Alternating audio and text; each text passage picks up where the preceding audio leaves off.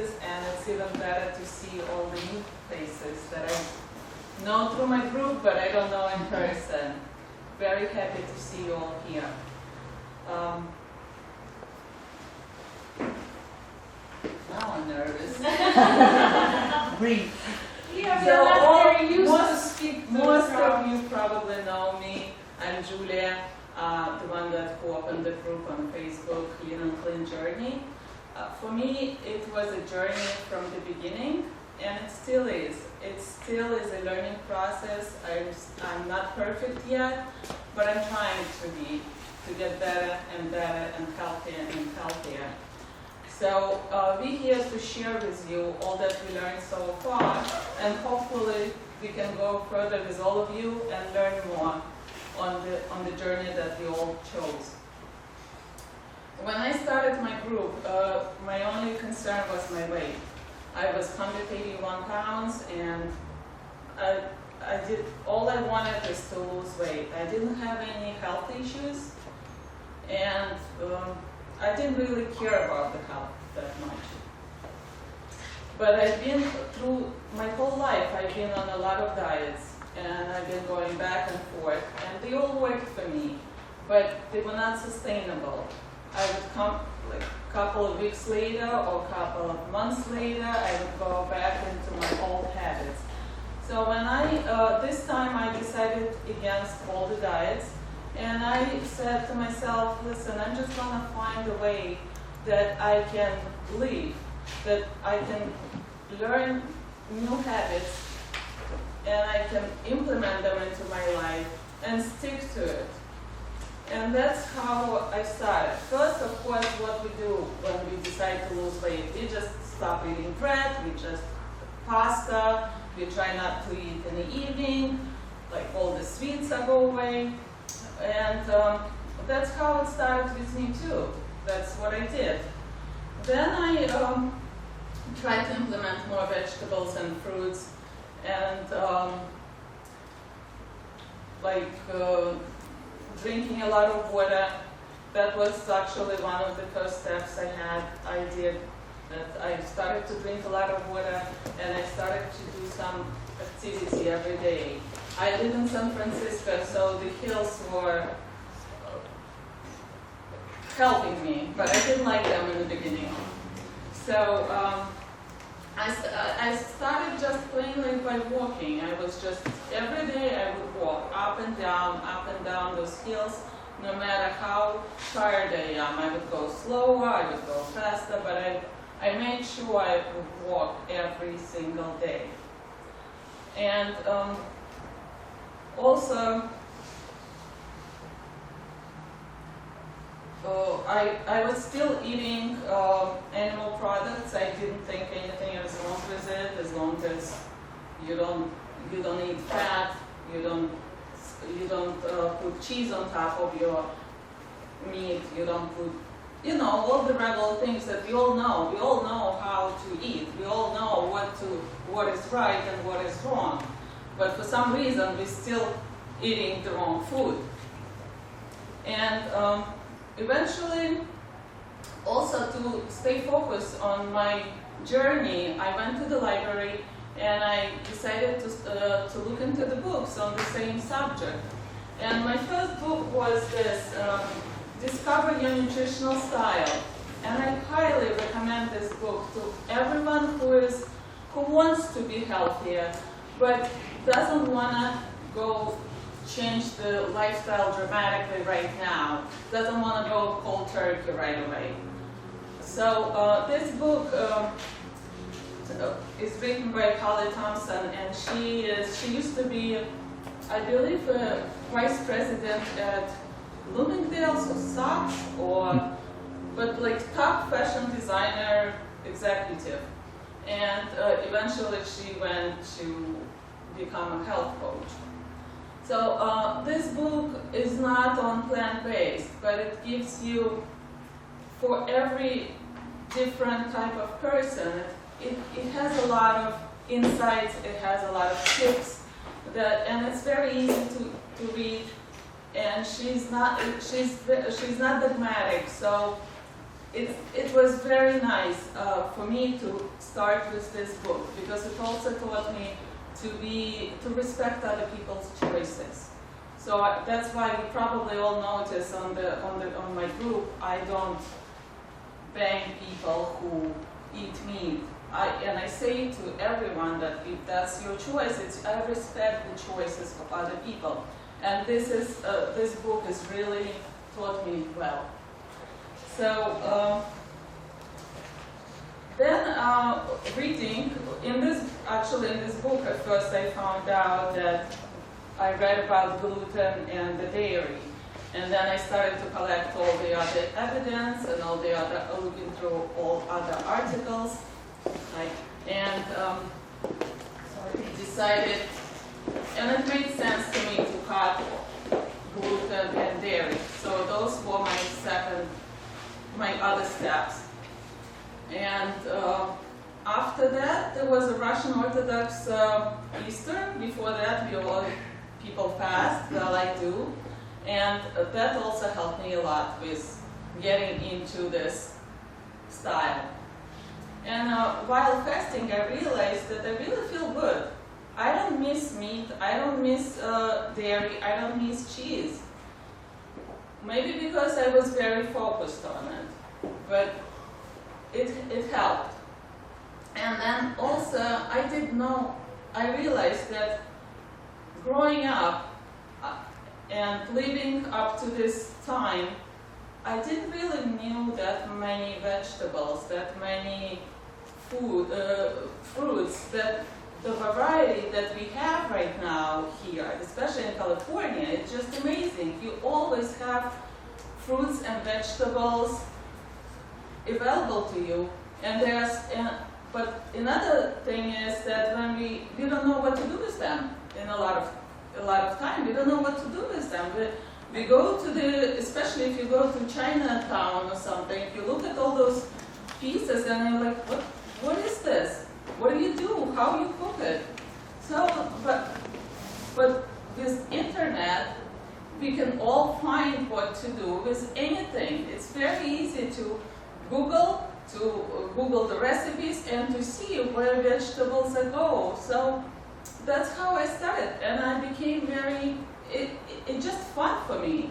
I find the vegetables that I never knew existed, I take it home and then I research it, I Google, I look for the recipes, and I come up with something. Sometimes I think I'm going to come up with this thing, but in the middle of the process I change it to something else.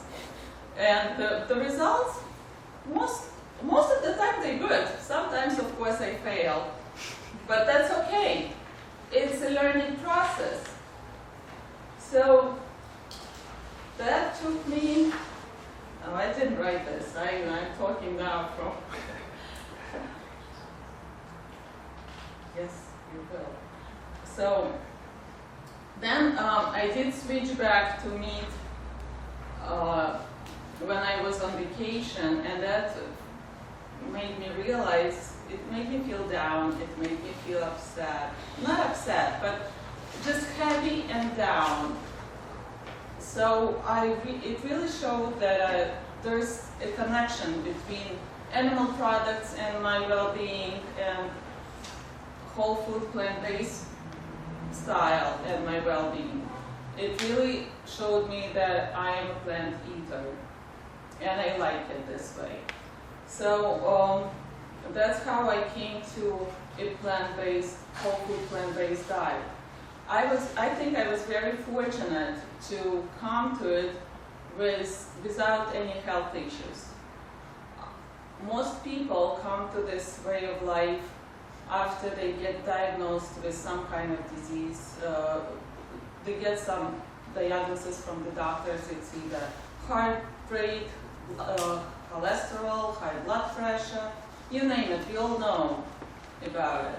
So I was into it before, and hopefully I'm not going to get those diagnoses.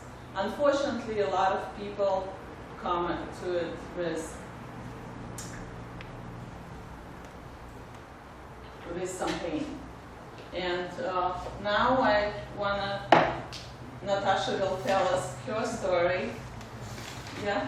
So I'm Natasha Madsen. Maybe some of you know me because of the Lean and Clean group, and I also have a page on Facebook called Nautilus Wellness Partner.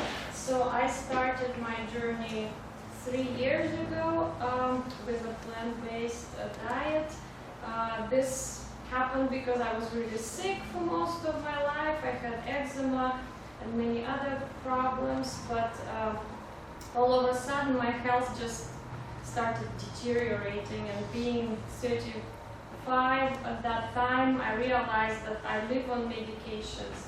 I have a full drawer full of pills for my heart, for my thyroid, for this and that, for my liver. I need to take enzymes because I can't digest anything. I'm on antibiotics on and off for various problems, and my eczema was just out of control, and my skin infection, everything. So I'm like a 30-something-year-old woman that really is falling apart. And I felt like this is not the way to live. If I continue this way, I'm gonna die pretty soon. Yeah, and then the doctors wanted to put me on medications that suppress immune system. They give these drugs to people who get organ transplants. So I would be pretty much bound to go every other day to a doctor's office, be on the IV for 2 hours. At the same time, every other day I would have to get the medications, blood test taken for liver and other, if the organs are failing or something. So I'm like, I don't know, this is not the way to live. I'm going to catch infection anywhere, and that's going to be hell for me. So I decided, no, I'm done with doctors. Even though when I said to my doctor, I'm not going to take the course antibiotics that you prescribed, and so that they said, you're going to kill yourself. I'm like, well, I'm not living anyways. So I decided to start doing my research. I went to a lot of like natural practitioners, and I started a very light detox diet where I didn't eat any animal products, and I ate mostly vegetables and nuts and seeds. And slowly but surely I felt good. At the same time I started juicing too regularly. Every day I would make vegetable juices. I gave a presentation on that just not so long ago. And I started feeling better and better. Of course, my eczema was still healing. It's a long process, really. But a year after, I see myself, man, I'm not on any medication, and I feel good. My thyroid is good. My heart is good. My skin is starting to look better and better. I'm like, man, this is really working. I'm going to keep doing it, and I have more energy. That was also one of the big concerns for me. I didn't have energy before. Now I do have energy. I'm unstoppable. So I guess this was a sign I'm doing something right. And then I started kind of sharing with people, inviting people over to juice with me. I wanted to share the good stuff that happened to me. And I'm very passionate about it. I think this lifestyle for me is very sustainable. It's not hard to follow. I eat a lot and I don't gain weight, which is also really good for me. I discovered, just like Yulia, a lot of amazing foods that I haven't known before. This was another benefit, that I got to eat things I never thought I'm going to eat. And here in California, it's very easy. We have fruit and vegetables available to us all year long. So that's a little bit of my story. And now let's talk a little bit about more data and what else we want to share with you guys on the plant-based nutrition. Do you guys know that in America, people go in debt more often while paying medical bills? This is astonishing number.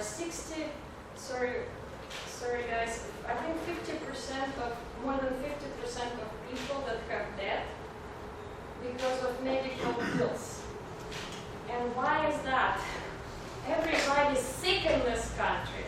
everybody. U.S. ranks 37th among infant mortality rates, 38th in life expectancy, and according to the report in 2010, World Health Organization showed that U.S. comes in, judging by overall health of the nation, U.S. comes only 36th in health. So this country is not very healthy, let's put it that way. And even though this is such a progressive country, people don't eat well, and many of us probably don't either. There are many studies and documentaries also about how damaging the animal agriculture is on the environment, that 65% of greenhouse gases we attribute to animal agriculture. So actually, not only we are killing ourselves, but also we are killing our planet while dying off slowly but surely and going in debt. I know, like Lars's father, my husband's father, went 800,000 in debt after a heart bypass surgery. That's how expensive those surgeries are. So people are not very healthy. And meat and dairy industry constantly tell us, they say that if you don't eat animal foods, you get inadequate amount of protein, or you will not get vitamin B12, or you're not going to get enough calcium. You have to eat meat and dairy in order to sustain your intake of protein and calcium.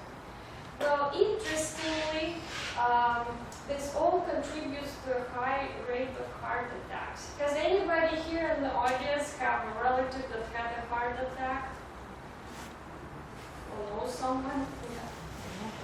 Yeah, you're not alone. Does anybody know here somebody who has high cholesterol levels?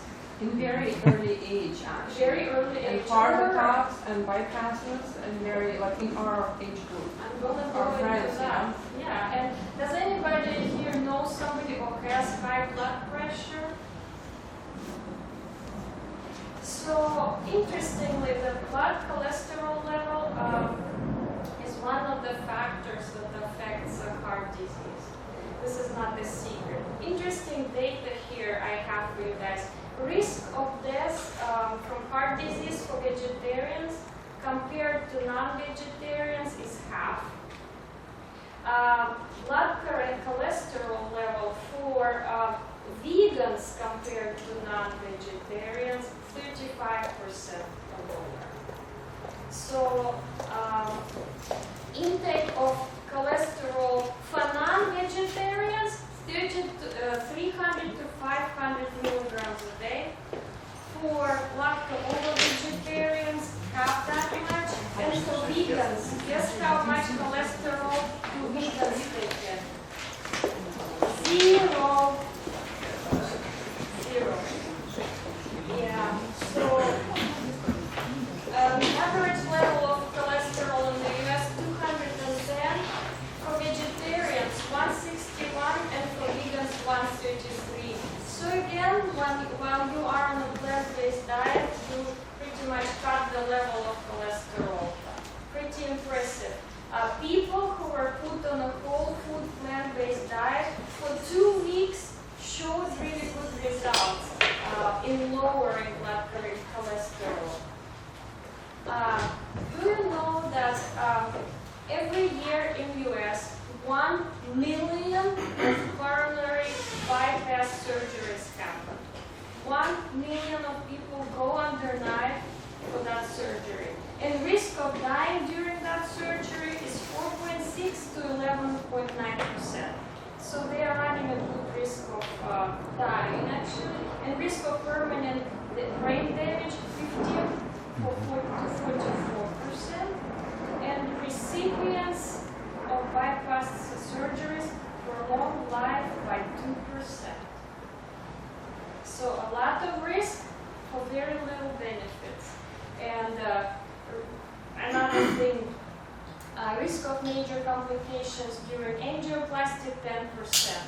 And studies show that angioplasty prolongs life of 0 patients. So pretty much 6 months after the surgery, people don't change their lifestyle, the eating habits, they are back on the table again, they are having a heart attack again, and the whole thing just repeats.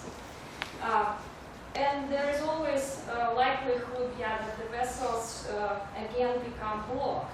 So there is a guy here in University of California in San Francisco, Ben Ornish, MD. He put people on a program of eating a whole food, low-fat, plant-based diet. They had to exercise, walk like 30 minutes a day. And then they did half an hour stretching and relaxation a day. They had some emotional support from psychologists and non-smoking. So pretty simple rules, nothing hard, but 3/4 of his patients felt better. They just reverted their heart disease. So that's pretty impressive. Dr. Esselstyn, if you guys watched Forks Over Knives documentary, did anybody watch that? Okay. He involved patients with very serious heart issues, people after multiple heart attacks or bypass surgeries, people who were basically written off and going to die in a moment. And after 12 years on the program, they had 95% success. So very simple. They went on a whole foods plant-based diet and they are not having those issues again. They are not going back to surgery. No side effects, but 95% of success rate. And they remain very active, very physically active. So in Western societies, many have for breakfast eggs and bacon, some bread, and they follow up cholesterol-lowering pill. Does anybody here take a pill to control cholesterol? Wow! Yay! That's a rare now. celebration. Yeah. Right there. Yeah. So, but many people in America, they don't want to change their lifestyle. They just want to eat what everybody eats and feel great taking their pill. I know my dad is like that. He just They're not in our group. they're not That's in our group. Not in our group. So another thing that people have is high blood pressure. This is #1 reason in US for a doctor visit is problems with blood pressure. So every incidence of very high blood pressure for a meat eater compared to vegetarian is 13% higher. Patients with high blood pressure get pretty good improvement after switching to a vegetarian diet. Success rate is 30 to 75%. So that's pretty good, I would say. What patients,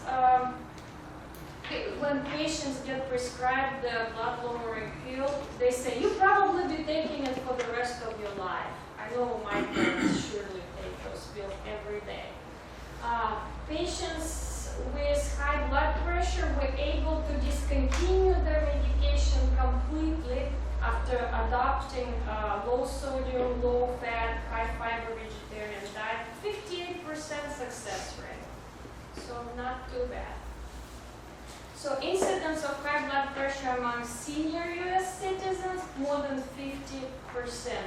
Incidence of high blood pressure among senior citizens continuing eating stopping eating traditional diet and eating a plant-based diet, virtually none.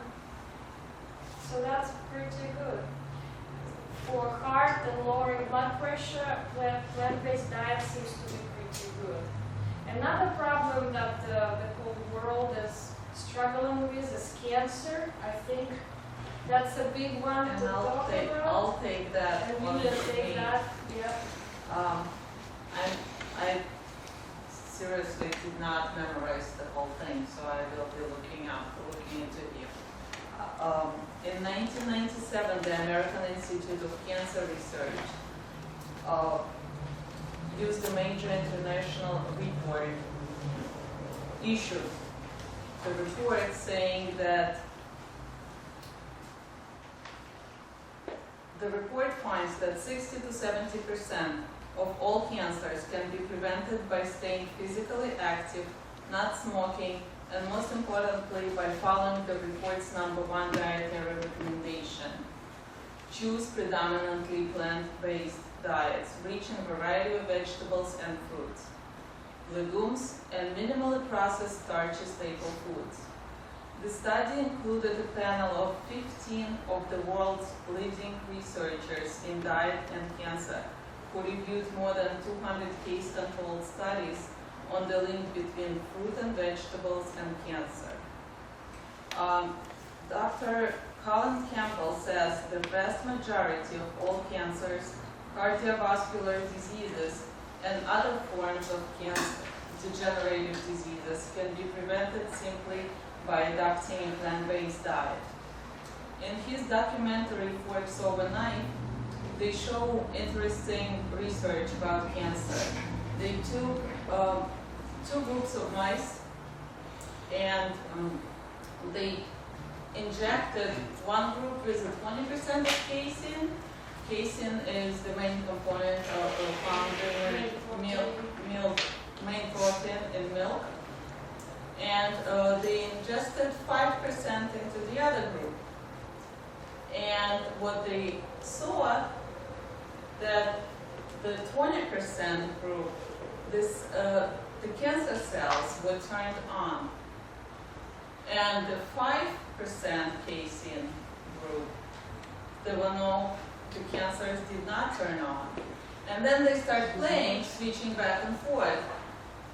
And by doing so, they realized that they can turn on cancer and turn off cancer by switching the amount of casein from 20% to 5%, and then back to 20.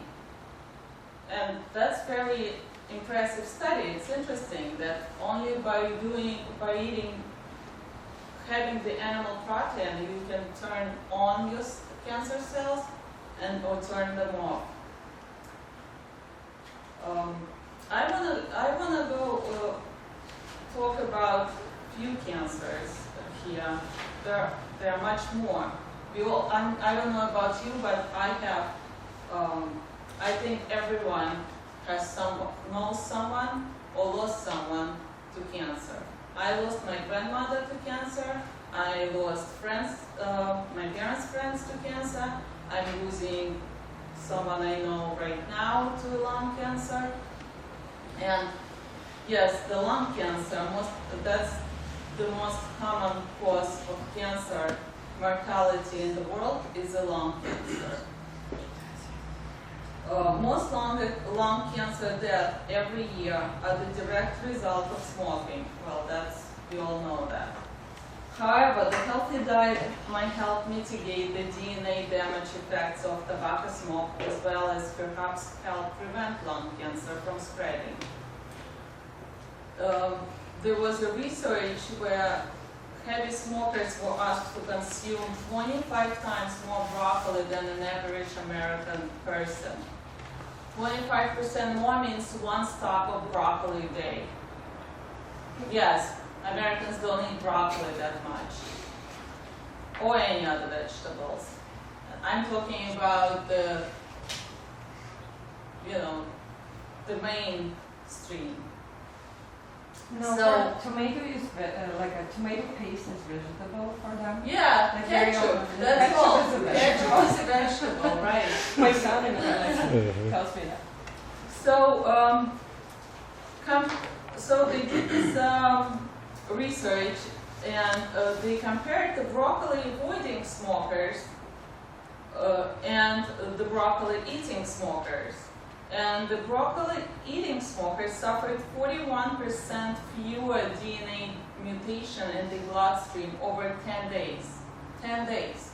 You eat broccoli for 10 days, even if you smoke, your DNA damage is less than the people who smoke and don't eat broccoli. Hopefully we don't have any smokers here. I see that smile. What else was that I found interesting here? That The impact on risk of lung cancer for people who frequently eat green, orange, and yellow vegetables is 20 to 60% reduction. The vegetables that have the strongest protective effect are broccoli, turmeric.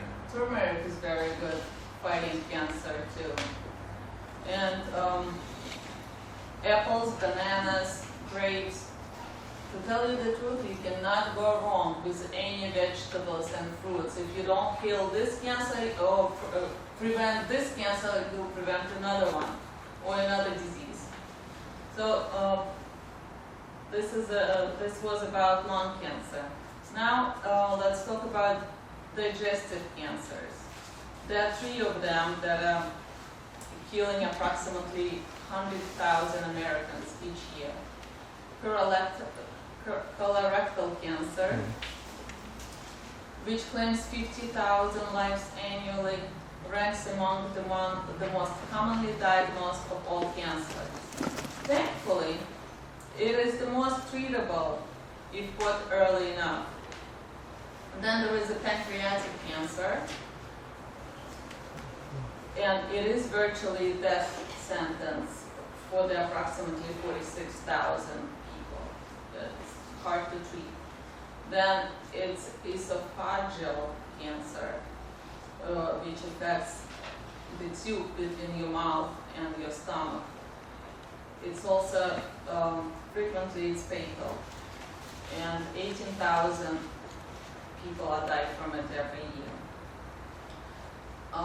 So colorectal cancer is the second leading cause of cancer-related death in the United States. Yet in some parts of the world, it's thought no one heard about it. The highest rates have been reported. The highest rate of colorectal cancer was reported in Connecticut. The lowest rate is in Kampala, Uganda. Many of Ugandan hospitals had never ever seen a case of colon cancer. Doctors never seen a colon cancer. And there were researches done, and they came to the conclusion that it could be fiber related. In Uganda, people eat a lot of vegetables and fruits and seeds. So fiber, it could be the one thing to implement into our lifestyle, into our meals. Then subsequent research suggested the prevention of cancer might involve something other than fiber. For instance, phytates, which are found in the seeds of plants. In other words, in all whole grain beans, nuts, and seeds. Phytates target cancer cells through a combination of antioxidants, anti-inflammatory, and immune-enhancing activities. Besides affecting the cancer cells directly, phytates have been found to boost the activity of natural killer cells, which are white blood cells that form your first line of defense system against cancer. A 6-year study of about 30,000 Californians found that higher meat consumption was associated with high risk of colon cancer. Unexpectedly, the white meat appeared to be worse, and for me that was something I never knew, because we all stay away from red meat and we eat chicken and turkey. So it was something that I learned, and I got surprised. So I just want to share with you that those who ate red meat at least once a week had about double the risk of developing colon cancer. So red meat, double the risk. That risk is tripled for those who ate chicken or fish once or more a week. Eating beans, an excellent source of phytates, was found to help mediate some of that risk. So the colon cancer risk might be determined by meat to vegetable ratio. So if you eat meat, I don't. I don't eat chicken, I don't eat meat, I don't eat fish, but my family does. So reading this and studying this, I'm like, okay, maybe not every day. We implemented meatless Mondays. I try to go through Tuesdays and Wednesdays sometimes too. I do feed them in the evening, on the weekends. But now it's always counting me that maybe once a week. But this says even once or more a week, and it still has such a Even the organic for me, it's No difference. no difference. Protein is protein. It's just about the animal protein, yes. And Nothing I'll touch it in the other cancer thing.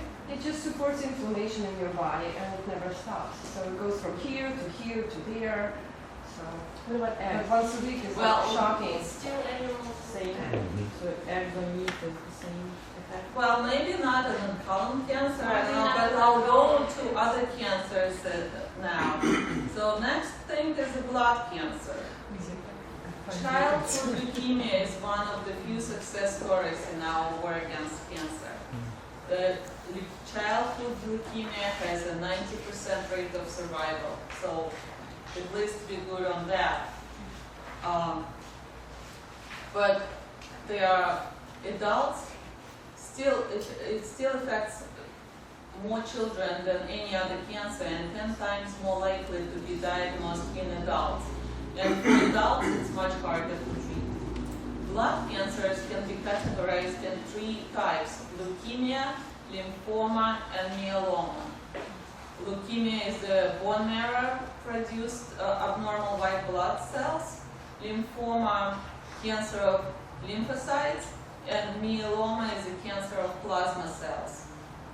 According to American Cancer Association, 52,000 Americans diagnosed with leukemia, and 24,000 die from it each year. 70,000 people get a Hodgkin's lymphoma, and 19,000 die each year. 24,000 people diagnosed with multiple myeloma, and 11,000 die. After following more than 60,000 people for more than a dozen years, University of Oxford researchers found that those who consume a plant-based diet are less likely to develop all forms of cancer combined. The greatest protection appears to be against blood cancers. Chemotherapy and radiation can do a great job of wiping out cancer cells, but healthy cells are getting into crossfire as well. And some compounds in plants, though, might be more discriminating. For instance, sulforaphane, considered one of the more active components of cruciferous vegetables, kills human leukemia cells in Petri dish, while having little impact on the growth of normal cells.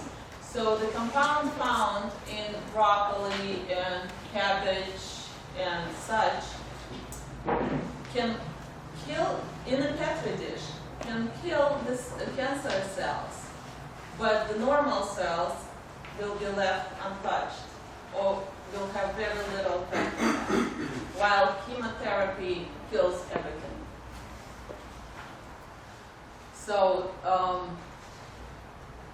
broccoli, cauliflower, kale, collard greens, watercress, bok choy, kohlrabi, turnips, arugula, radishes, wasabi, and all types of cabbage.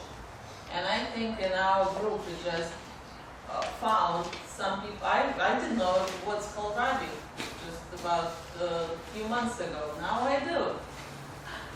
So for about 8 years, Yale University researchers followed more than 500 women with non-Hodgkin's lymphoma. Those who started out eating 3 or more servings of vegetables daily had 42% improved survival rate over those who ate less. So that's on the blood cancer. Now, I don't know about you, but I think we have more women here than men, but I think for every woman, the most feared words are, you have a breast cancer. And besides skin cancer, breast cancer is the most common among American women. Every year, about 230,000 are diagnosed with breast cancer, and 40,000 die from it.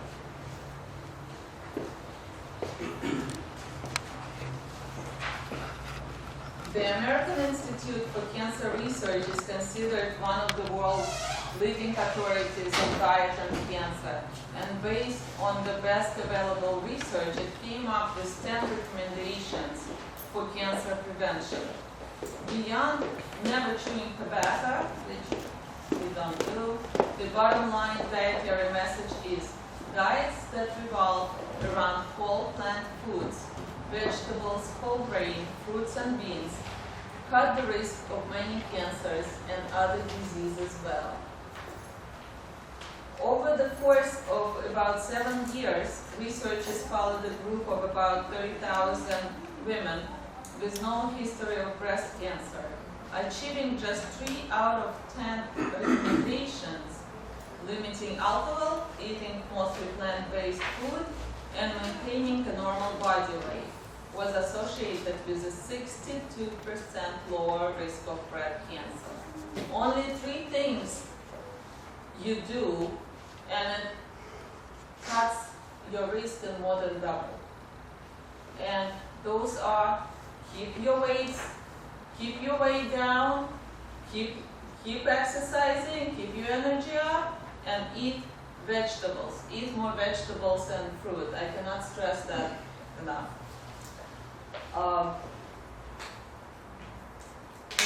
The Long Island Breast Cancer Study Project reported in 2007, women who ate more grilled, barbecued, or smoked meats over their lifetimes might have as much as 47% higher odds of breast cancer.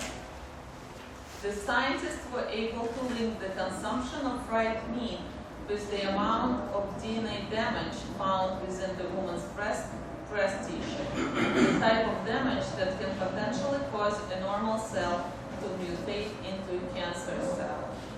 So there is a link, and there are much more researches on that that suggest that there is a link between meat and the breast cancer. The cholesterol also plays a role in development and progression of breast cancer, because cancer appears to feed on cholesterol.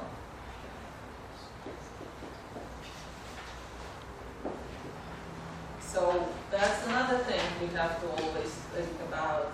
Keep your cholesterol level below 240. Better at 160. And that's achieved by eating a plant-based diet. Women consuming the most grilled, barbecued, or smoked meat over their lifetime were found to have 47% increased odds of breast cancer. And those with high meat intake who also had a low fruit and vegetables intake had 74% higher odds. So if you eat your meat, eat less and stock on fruits and vegetables.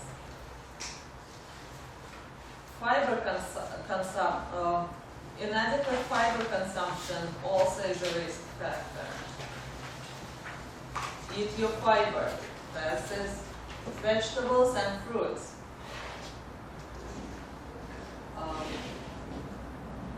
Consumption of ground flax seeds, soy, and green tea also linked to lower odds of breast cancer. So eat your flax seeds, drink your green tea. And of course the cruciferous vegetables are very good. We all do love kale, like the new holy word. Kale, kale, kale here and kale there. Well, It definitely has some. Last cancer I'm gonna touch because it is a prostate cancer. I know but we all married, or we have sons, or we have fathers, so that's something that also should be talked about. So more than 2 million men are currently living with prostate cancer. And Harvard University researchers recruited more than 1,000 men with early-stage prostate cancer and followed them for several years. Compared with men who rarely ate eggs, men who ate even less than a single egg a day appear to have twice the risk of prostate cancer progression. So here we go about the eggs. The only thing potentially worse for prostate cancer than eggs was poultry. Men with more aggressive cancer who regularly ate chicken and turkey had up to 4 times the risk of prostate cancer progression. The link between consuming poultry and advancing cancer might be due to cooked meat carcinogen such as heterocyclic I'm sorry, I cannot pronounce it. For unknown reason, these carcinogens build up more in the muscles of chicken and turkey than in those of other animals. So this particular carcinogen builds in chicken and turkey. Who knew? So now what about eggs? How could eating less than a single egg a day double the risk of cancer? The answer is choline, a compound found concentrated in eggs. Higher levels of choline in the blood have been associated with increased risk of developing prostate cancer in the first place. Men who consume 2.5 or more eggs per week, my husband does, have an 81% increased risk of dying from prostate cancer. I have another few numbers on prostate cancer. What do you think dairy? Does dairy affect prostate cancer? It actually really does. Risk of prostate cancer for men who consume high amounts of dairy is 70%. And risk for prostate cancer for men who consume soy milk lowers it by 70%. So might be good to try. And risk of prostate cancer for men with low blood levels of beta carotene, 45%. And good source of beta carotene is yams and sweet potatoes and carrots. So men, eat your carrots and sweet potatoes. There's something I found interesting also, that Dr. Arnish and his colleagues recruited 93 men with prostate cancer who had chosen not to undergo any conventional treatment to conduct the study. So they refused the surgery and went into the study. They were split into 2 randomized groups. One group wasn't given any diet or lifestyle advice beyond whatever their doctor told them. And the other healthy living group was prescribed a strict plant-based diet centered around fruits, vegetables, whole grains, and beans, along with healthy lifestyle changes like activities, walking 30 minutes a day, 6 days a week. Within a year after the study ended, the cancer in the patients of the first group grew so much that 10% of them were forced to undergo surgery. In contrast, none in the plant-based diet group had ended up on the operating table. So I only touched bases on some cancers. There are more, and unfortunately they are on the rise, together with other diseases. And numerous studies suggest that by embracing whole food, plant-based diet and lifestyle, we can win this war. We can live this is something that I don't have to read because I wrote it myself. And I truly believe in it, that by embracing the lifestyle of whole food, plant-based, we can eliminate those diseases, we can prevent a lot of them, we can grow old enjoying ourselves. We can see our children grow, we can see our grandchildren and maybe even great-grandchildren. And to me, it's worth every minute and every salad I eat. It means a lot to me. So, and here I'm done. Well, I have to mention a few things. Some people wonder how about weight loss. Weight loss in America is a big topic, and obesity rate among American people is 18%. Obesity rate among vegetarians 6%, and obesity rate among vegans 2%. So there is a strong correlation between weight and diet. For example, a fat amount in a Burger King Whopper sandwich or burger is 40 grams.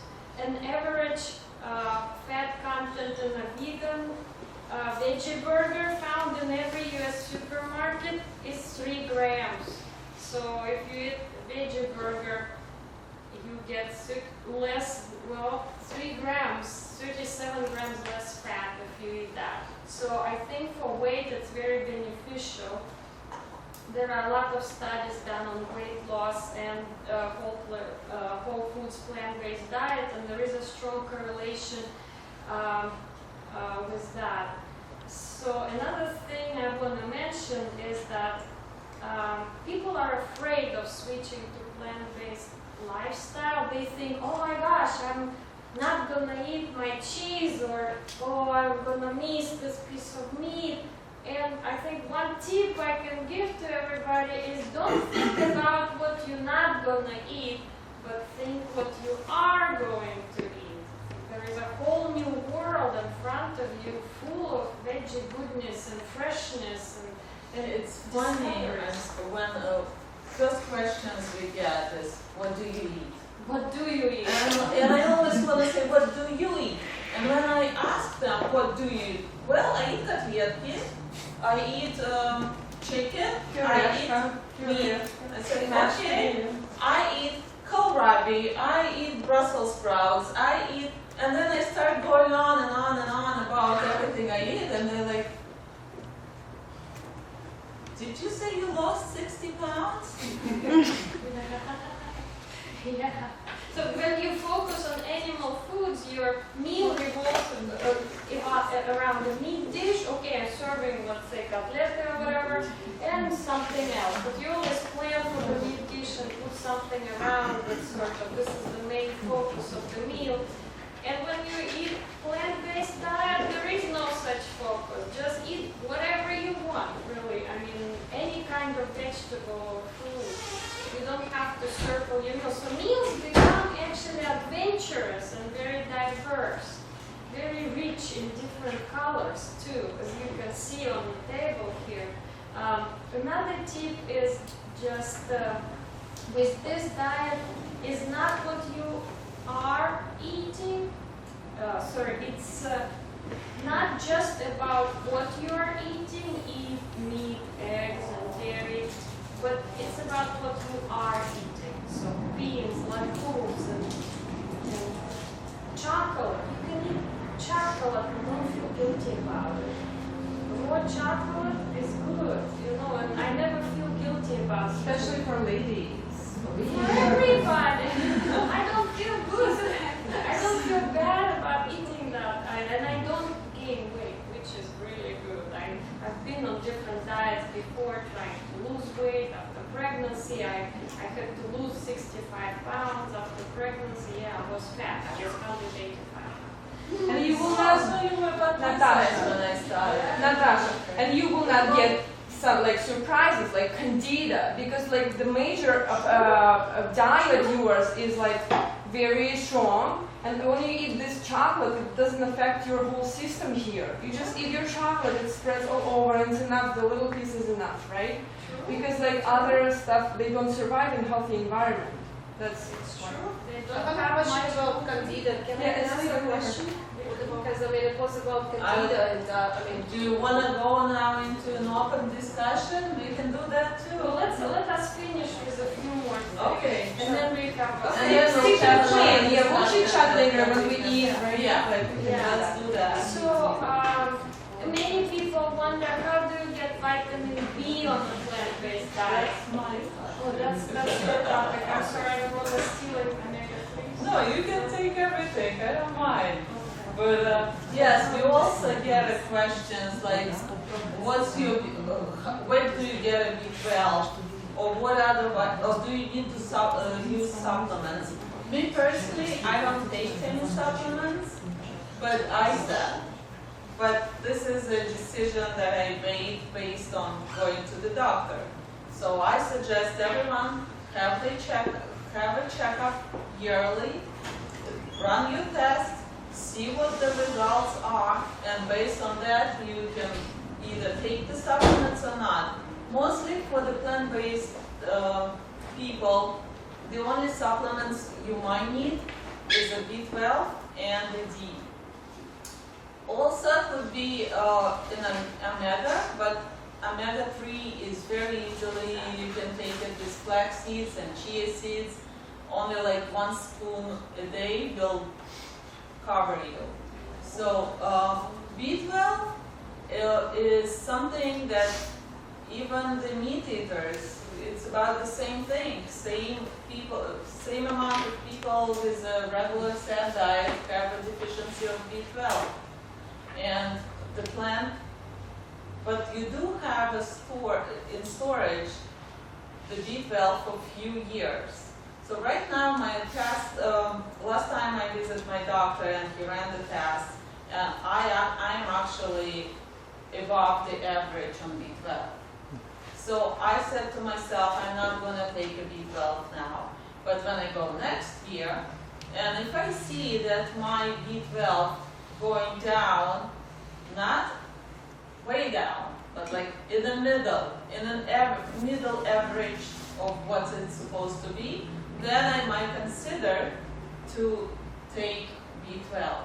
And Yulia, this is because probably you eat lots of plants, and this B12 is living like, you know, the apple stem, like this little hole. Yeah, I don't clean my veggies A that little much. dirt. This is what B12. B12 is basically bacteria. It's not a vitamin. I'm Yeah. not clean So you eat those vegetables, and in between leaves, these are B12. It's not something like mineral. Or That's how the meat eaters, I don't know if I should say meat eaters, people, you get the B12 through meat because the cow eats the dirt. Chews the grass, gets all the B12 comes from earth, it's dirt. So that's how we get the B12. If you eat meat, that's how the B12 gets into you because the cow ate dirt, got into her meat. So basically, if someone eats me right now, I'm on a high level of B12, you're gonna get B12. So if we don't brush the carrots that much, if we don't scrape them and clean them thoroughly, we might get some B12 from that too, but I don't know. You know, there's so much in our environment right now that sometimes you might want to still clean the veggies and everything. So B12 can be an option and might be needed to take on a plant-based diet. You I have a question about B12. You said you're on a higher level. How does it affect your, I don't know, life or your well-being? What's the benefit of being? What's the benefit of being in a high level, or what is the downside? Well, I guess there is a range of normal. There is a range of normal in B12 in your body. If it's So more than normal, then what mine happens? is more than average, yes. And what happens then? Do I feel it? I don't feel it. I don't know. Maybe I'm more hyper. I don't know. Maybe I have a lot of energy. I don't know. I know that once I did practice not vegan kind of diet, but I would say it was more like a junk vegan diet. And I went to get tested, and the doctor said I'm low on B12, a little bit lower than normal. And that was about 5 years ago. So I guess I brought it back up somehow. But to tell you the truth, I don't feel any, no. I don't feel either. I mean, I've been doing it for almost 3 years now, and I got tested this year. My vitamin B was okay. So, I don't know, maybe I'm not cleaning my things very well, and some dirt. Don't promote that. We're gonna be blamed for that after. I don't like We peel gotta- carrots yeah, we have to with clean. the vegetable peeler. I just brush them and wash them. If they are organic. If they are organic, Yes. that is. You don't have to, but if they're not, I recommend. Вот я нашла информацию. Пониженное содержание витамина В, старческое слабоумие, спуталось мышление, помогает сдерживать, ну, то есть No, витамин there are very bad consequences Много of бенефитов. lower есть B12. 12. I Да, think benefit you can go blind Я же прочитала. blind Слабоумие. if you don't get adequate amount, you don't have B12 in your system. So then there is vitamin D that we all need, but thankfully we in California. Anyway, even in California, if you work from 9 to 5 in the office, you're not getting a D vitamin. You don't get enough D vitamins. So for those people who work from 9 to 5 in the office, maybe it could be a good thing to do to add a D vitamin supplement to your diet. But those are about the only vitamins you really need on a plant-based diet. Unless you have you run your test and there is something comes up. But you can get your iron, you can get your calcium, you can get everything just by eating variety of vegetables and plants. If you just eat potato, you're probably gonna miss something. But if you always implement more and more, the variety is the key. I have a question about sugar. Are you concerned about sugar level in your food? Let's do questions at the end. Like Natasha wanted to finish maybe. Okay. Like and do questions like lots of people Another about thing different that topics. is important, people ask us about all the time, how do you get your protein? You need to get your protein. And I would say this is a very important nutrient. What we know, protein in human breast milk is about 5%. So when the baby is at the highest growth rate, they only need 5% of protein. Human minimum requirement of protein is just about 5% in our overall diet. And the optimum protein intake and US recommended protein intake is 10 to 15% of total calories. Does anybody know if there is a disease that is linked to inadequate protein intake? Yes, there is. It's called kwashiorkor. Has anybody heard the disease named kwashiorkor? No, because in US there is no cases of kwashiorkor. So it literally never happens that person doesn't get enough protein intake, you know. And primary diseases linked to high protein consumption is kidney disease and osteoporosis, and there are virtually millions of cases of that. So proteins are actually pretty easy to get on on the plant-based diet. Natasha, I'm sorry. Tell me if it's too much of me. Like, it's important topic because this is the main question people ask about. Where do you get your protein? It's just like killing question already. Yeah. And I read about this doctor who is like, I forgot his name, vegetarian. We have it, Julia has it.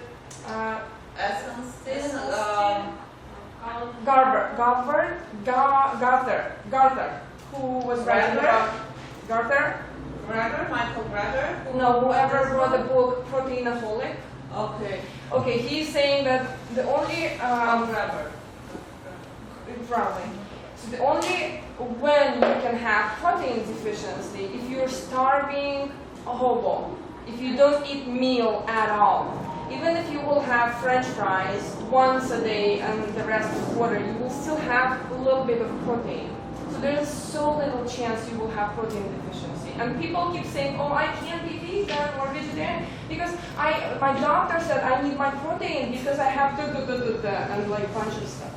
Thank you. Yeah, and recently, especially high protein, high fat diets became really popular, like paleo, like Atkins, and people use them and they are successful in losing weight in those diets. So this is a big. Carbs got a bad rap recently because of those diets. And interestingly, Atkins or similar advocates for high protein diets, they claim that all high glycemic index carbohydrates like bread and potatoes produce heightened blood sugar levels and insulin response and should not be eaten.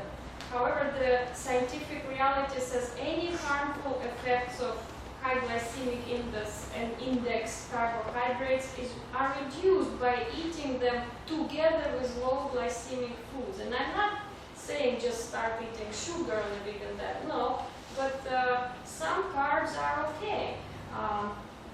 Atkins said that for people with insulin resistance, eating carbohydrates will raise insulin levels, causing weight gain and heart disease, and that's virtually not true.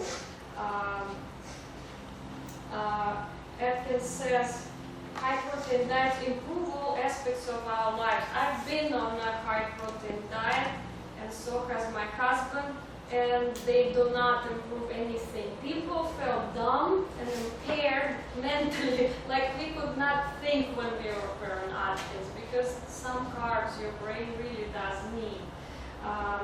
For 30 years, Atkins has been claiming his diet reverses heart disease, and during that time, virtually no studies were done on that diet.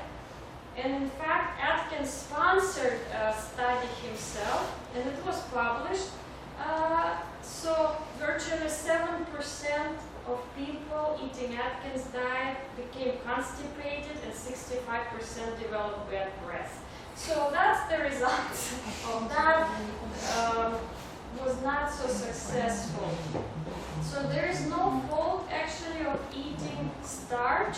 People are really afraid of starches these days. Just choose your starches wisely.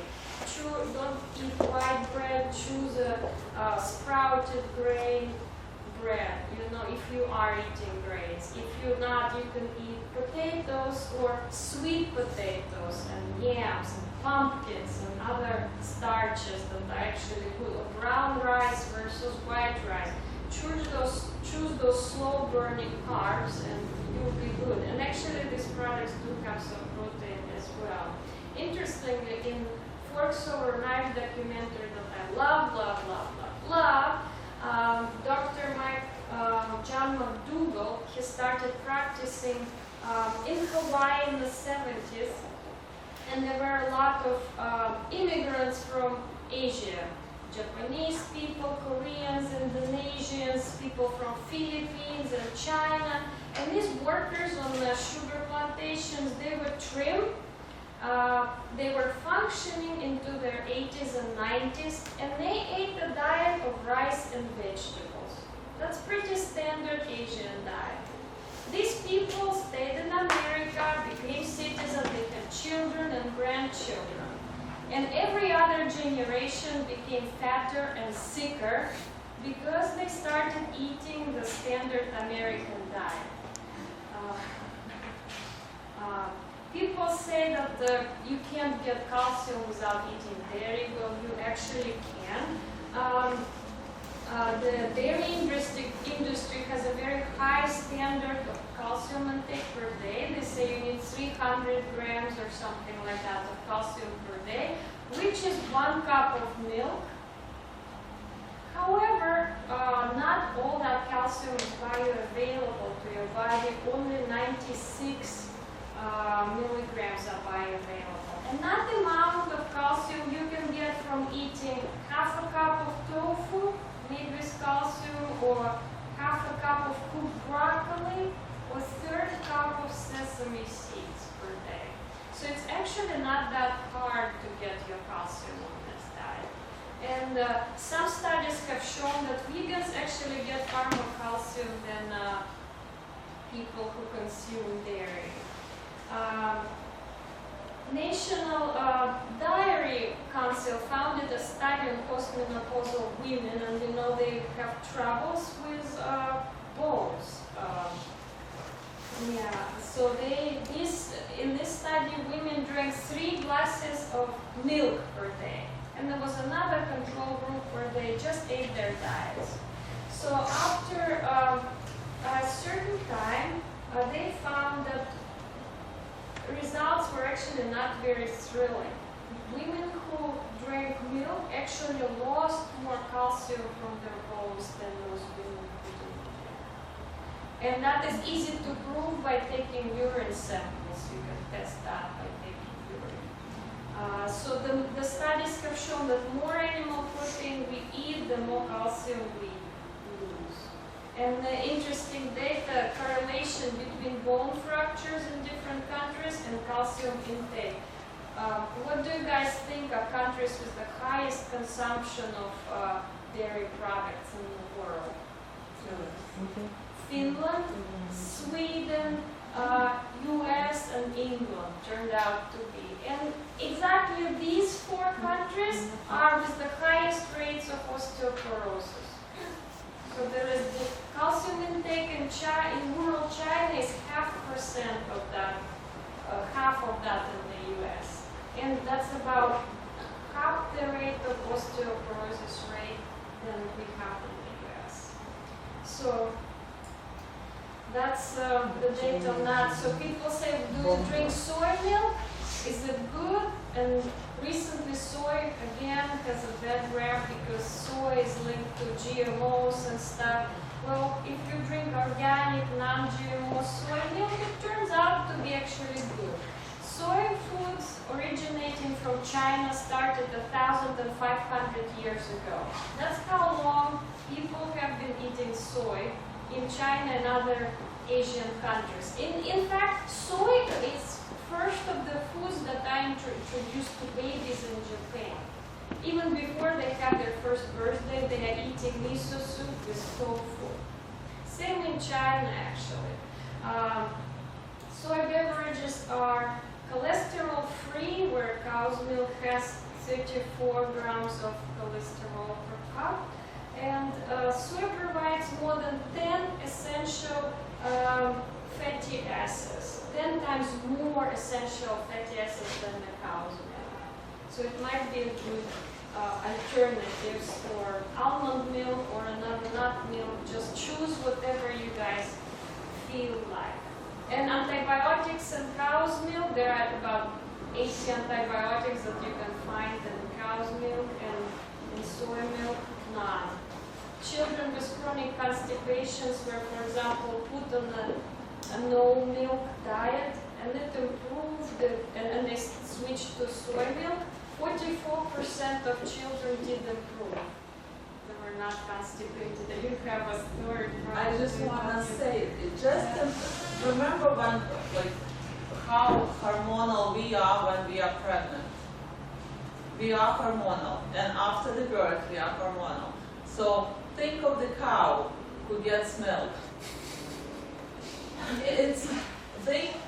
The cow gets milk, pregnant, and they milk the cow with all that milk all those hormones, they keep you hormonal for years till the end, till your last days. And that's the milk that people drink. It's full of hormones. And it's supposed to raise Even if they're natural hormones, they're hormones of another species. So it just doesn't make sense to drink milk. It makes you foggy and lazy and like, it makes you a little bit. It And creates all acne, sorts of problems. For example, when I went dairy free, well, my doctor said, okay, due to my chronic inflammatory systemic disease, the doctor said, okay, cut off milk. And lo and behold, I stopped having sinus infections. I had sinus infections all the time and took antibiotics for it all the time. I cut my intake of dairy and my sinuses are fine, along with yeast infections and other unpleasant things.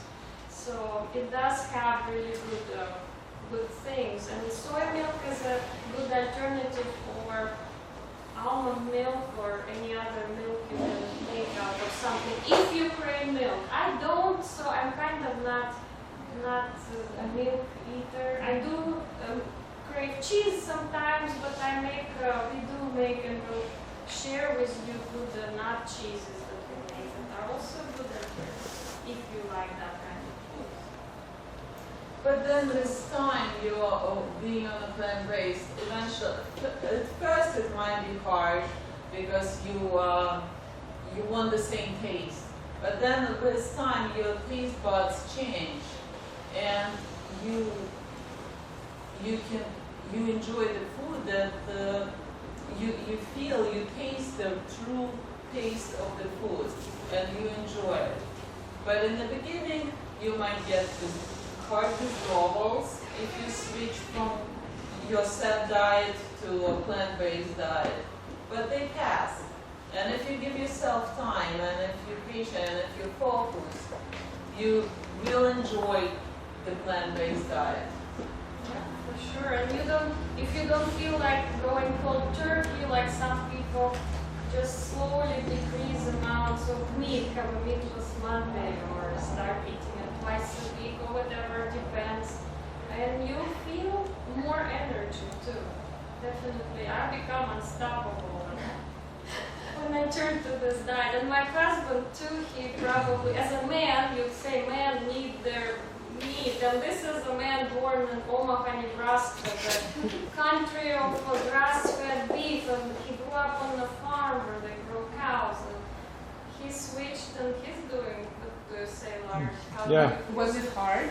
It was. I was surprised at how easy it was. I mean, okay, so first of all, I'm not a vegetarian, but I eat meat maybe once every 2 weeks, maybe. That's healthy. Like one thing, you know. That's healthy. And it's not like, oh, it's Monday, so meat. It's like one dish that has meat in it every 2 weeks.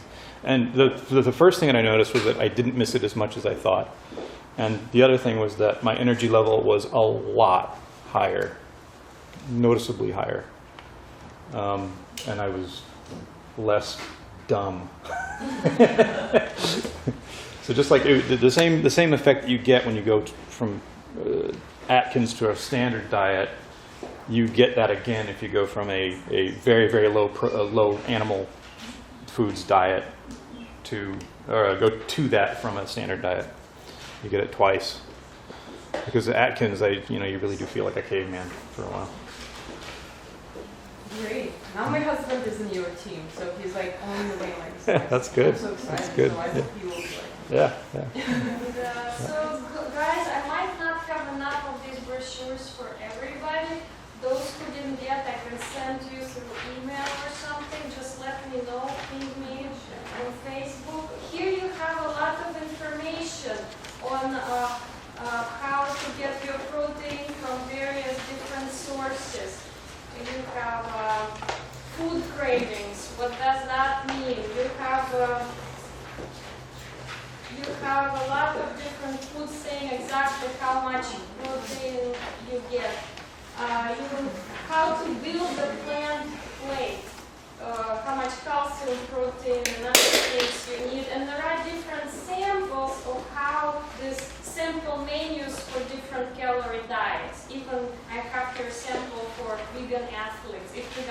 somebody doing a lot of sports and needs a lot of protein, there is a sample here for that as well. And at the end of this, we have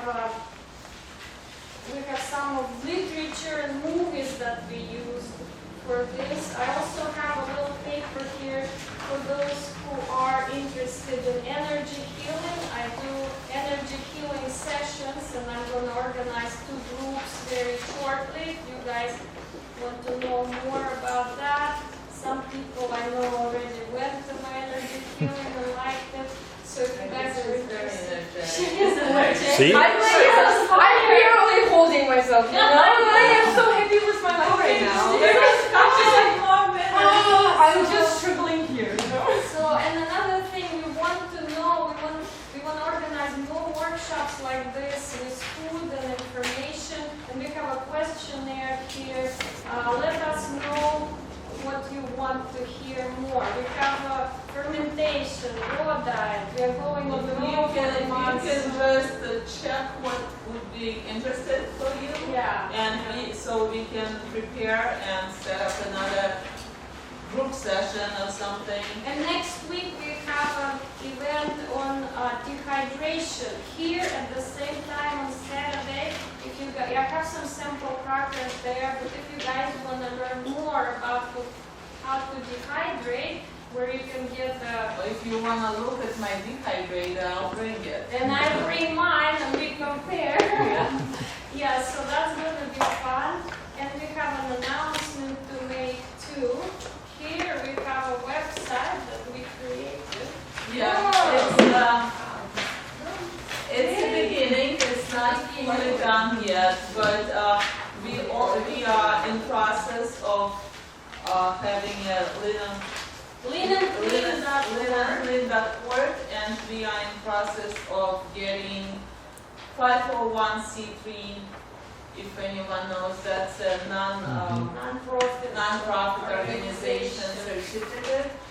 We just want to let you know that this is we're very passionate about it, and we really want to help people, and our main concern is helping the communities, the societies, in learning to how to live a lean and clean life. So You will have a lot of recipes there. Some of the foods you see here, there are recipes on the blog. It's still very much a beginning, so don't judge us don't too judge much, us. We're but, just starting with this. But on the blog, we'll be constantly posting our new recipes, what we discover, sharing things, putting events up there, and things like that. eventually doing movies, hopefully, And books. and And a YouTube Yeah. channel with our recipes. We're trying that. We are hard on editing videos and stuff. And we'll try to bring some good stickers, Yeah. so for you different can topics. take my job of talking. We can bring also experts in different areas that interest you. So that's So yes, that's thank you. And here we come, because that's another thing that we want to do. We wanna make groups. You know, like anonymные алкоголики. Right, but you have, Yeah. you look at all of We the wanna musicians, have you know? musicians, or maybe do the Skype sessions. But if someone is interested to have a weekly get together and just talk with each other. What was our failures and what did we good? Like sharing with each other that I plan to stay so clean for the whole week, but then I failed on Thursday. It's okay. Let's talk about it in a